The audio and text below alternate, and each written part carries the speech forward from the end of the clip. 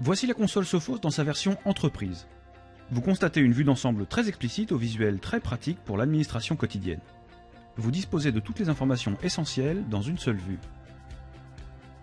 Vous pouvez afficher les ordinateurs et serveurs en fonction de quelques filtres. Cela vous aide à effectuer quelques tâches précises. Vous avez également la possibilité d'éditer des rapports préexistants, ou alors vous pouvez créer vos propres rapports.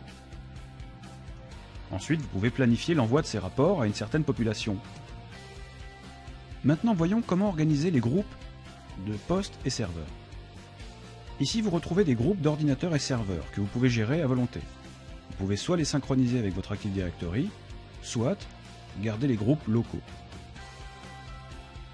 À l'installation de Sophos, vous avez différents modes de découverte des ordinateurs. Vous pouvez soit importer à partir de votre Active Directory, soit détecter à partir de l'Active Directory, ou alors simplement broadcaster votre réseau, ou alors faire de l'import par plage d'adresse IP. Voyons maintenant la gestion des stratégies de sécurité. Dans la gestion de l'antivirus, vous pouvez retrouver la protection ou l'autorisation des applications potentiellement indésirables, du dépassement de mémoire tampon, des fichiers suspects ou comportements suspects. Vous pouvez également bloquer un certain nombre de sites web directement sur le poste de travail. Vous avez également la possibilité de gérer un certain nombre d'alertes, notamment en trappe SNMP, en journal d'événements, simplement en alerte de bureau ou par email. Vous pouvez également activer la protection Live Sophos, ce qui signifie qu'en cas de détection de comportement ou fichier suspect, nous allons immédiatement vérifier dans le laboratoire s'il s'agit effectivement d'un comportement ou d'un fichier suspect.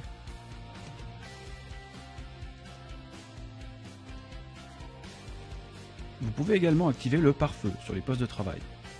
Vous disposez de deux stratégies automatiquement mises en place en fonction de si le poste de travail se trouve dans l'entreprise ou à l'extérieur de l'entreprise.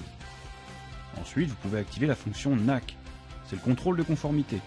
Est-ce que le poste qui se connecte au réseau d'entreprise est en conformité avec les stratégies de sécurité? Sophos identifie et met à jour régulièrement des applications qui ne sont pas forcément bienvenues dans le monde de l'entreprise. Vous avez la possibilité de comparer la liste de Sophos et la liste des applications utilisées dans votre réseau. Ensuite, vous avez la capacité de bloquer ou d'autoriser les applications en question. Avec le DLP, vous avez la capacité d'identifier les données sensibles de votre entreprise et d'empêcher la fuite de ce contenu à travers des clés USB ou des emails. Vous pouvez également créer des stratégies de contrôle des périphériques.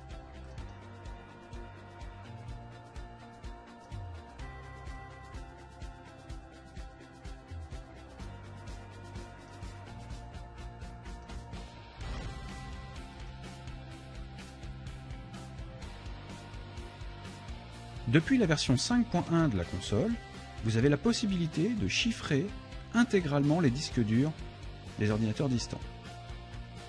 Du côté administrateur, c'est extrêmement simple.